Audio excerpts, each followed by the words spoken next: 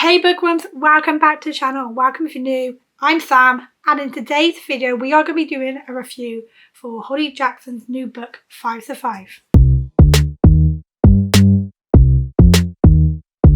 So Holly Jackson is pretty much popular for her Good Girl's Guide to Murder series. Everybody seems to love that book, me included. I loved all of them. I will say the last book I gave 4.5, but in general the whole series is a 5-star. They are just absolutely incredible, and murder mystery books like that are not normally my thing, but this book had taken me completely by surprise. So when Holly Jackson announced 5 to 5, I knew I was definitely gonna go and get it because, I mean, she's just so good at writing, and this is probably one of my anticipated reads. I actually didn't get to read it until this month of January because it was a Christmas gift from my partner and I could not wait to dive into this book. I actually got the special edition book from Waterstone, so it's got these sprayed edges, and if we take off the dust jacket as well, I will show you guys what's underneath. We have this, so it's like a windshield that's been shot into, and it's written on the back as well, and then inside we have it signed by the author. So we have it signed by her, and you can see. And then we also have the layout of the RV, which I don't know why, but this is like something I thought was just so neat. And we have the little journey that they're taking as well, a little map.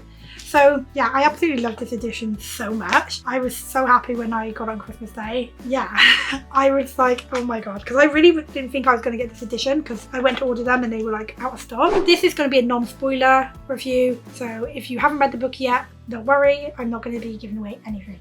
I ended up giving this book a 5 stars, despite kind of guessing one of the little plot twists. That being said, that did not ruin my experience for this book. We follow 6 different characters. Red's character is dealing with some trauma, and I found her character to be quite interesting with the way she's dealing with that. She doesn't seem to like handle her emotions very well, and she has a lack of confidence throughout this book, but I really rooted for her as the book went on. Like, I really liked her character and found her really interesting. Then we have her best friend Maddie, and then we have Maddie's brother, and I don't think anyone reading this book would like Oliver. Oh my god, if anyone was going to get sniped, I was hoping it was him. I feel like Holly wanted you to not like Oliver, but she did it so well. Oliver felt like a real person. The amount of dislike I had for him was unbelievable, and so far I've heard of people talking about this character and talking about how much they didn't like him and they wanted him to get shot. So she succeeded massively with making people dislike this character. We then have his girlfriend, then we have Arthur, and I think another character was Simon, and all these characters written really well, had their own personalities, and like I said, developed very well throughout the book and felt very realistic. This book starts off at 10 PM and finishes at 6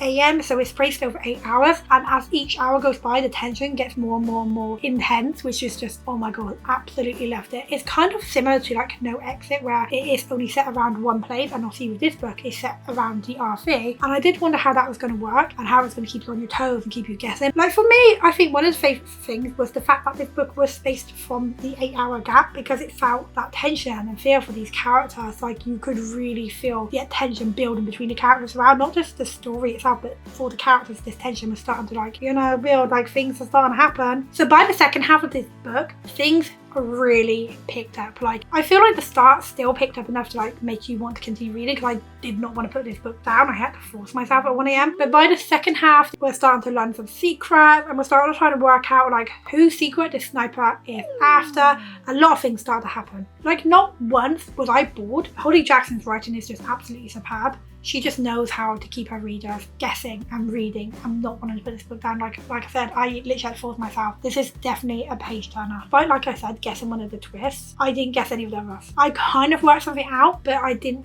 really know exactly how that was going to play out. Like, I was right about something, but then the outcome I was not right about, and all the other twists I was not right about. She never fails to shock you with her twist, to completely throw you off balance. You think you got it, and then something happens, you're like, okay, I didn't see that coming. And that's what I love about her, is that you know going into one of her books you're going to be shocked, and you might guess something, but she's still going to manage to shock you. And I just think that's like so talented, and I know that 100% I'm going to be reading all her books in the future. So one thing I was nervous about was the ending of this book. I was worried about how it was going to all come together, if it was going to make sense, be too over the top. And although it was really hectic, it was not over the top. Like, I didn't feel like she'd gone too far and it could have been dialed back a little bit. I feel like it built to that the highest tension you could have it, and then wrapped it all up really nicely. It made perfect sense, and I really loved the ending. I was really happy. I was definitely not disappointed. And yeah, if you have not read 5 to 5 yet and you enjoyed the Good Girl's Guide to Murder, you 100% have to pick it up, because the writing is, I've probably said it 5 times, it is just brilliant and you won't be disappointed. I wasn't. This is one of my most most anticipated reads, and it's probably going to be on my top 10 books of 2023, to be honest. This is